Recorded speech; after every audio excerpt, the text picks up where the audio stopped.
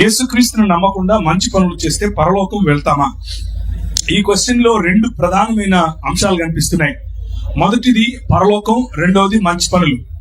పరలోకం అనంటే మతాలు, ఇంక్లూడింగ్ లోకం అనంటే ఈ ప్రపంచాన్ని, దేవుడు కలిగించిన ఈ సృష్టిని మీరు ఈ టెక్నాలజీని ఉపయోగించి ఈ సృష్టిలో ఏ సుభిక్షతనైతే తీసుకుని రావాలని ప్రయత్నం చేస్తున్నారో దాన్ని చెడు నుంచి, చీకటి నుంచి, ఇంతవరకు మీరు క్యాండిల్స్ వెలిగించి ఏదైతే చెప్పదలుచుకున్నారో చీకటిని పోగొడుతున్నాం అని, అదే దేవుడు చేస్తున్నాడు.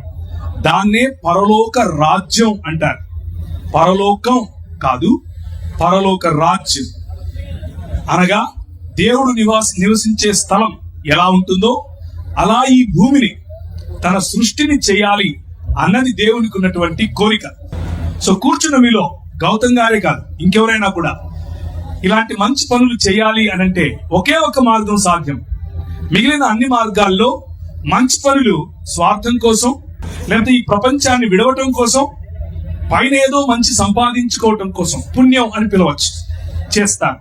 ఒకే ఒక్క మార్గం, యేసుక్రీస్తు చూపించిన ఈ మార్గం, నీ తోటి వారికి, నీ పొరుగు వాడికి దేవుని సన్నిధిని అనగా పరలోక రాజ్యాన్ని పంచి ఇచ్చే మార్గం. అందుకు మంచి పనులు కేవలం ఈ మార్గంలోనే సాధ్యం. ఆ మంచి పనుల కారణంగానే మన ఈ గోదావరి జిల్లాలో మీలాంటి ఒక ఇంజనీర్ తలుచుకున్న కారణం చేత సుభిక్షతలోనికి వచ్చాయి.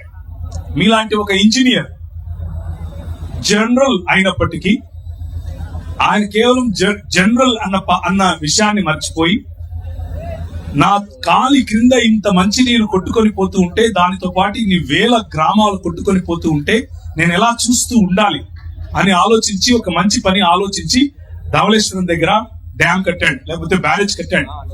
ఆ మంచి పని ఒకవేళ నువ్వు అనుకుంటూ ఉంటే పరలోకం వెళ్ళటానికి, దేవుని నివాస యోగ్యంగా ఈ ప్రదేశాన్ని మార్చడమే దేవుని రాజ్యముగా ప్రజలను తీర్చిదిద్దటం.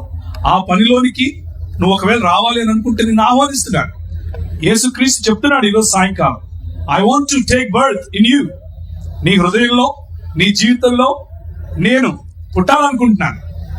నన్ను నువ్వు వెంబడిస్తే ఆర్థర్ కాటన్ గారిని నేను నిలబెట్టి ఈ ప్రాంతాన్ని ఎలా ఆశీర్వదించానో అంతకు 10 నిన్ను ఆశీర్వదిస్తాను. Choice is yours.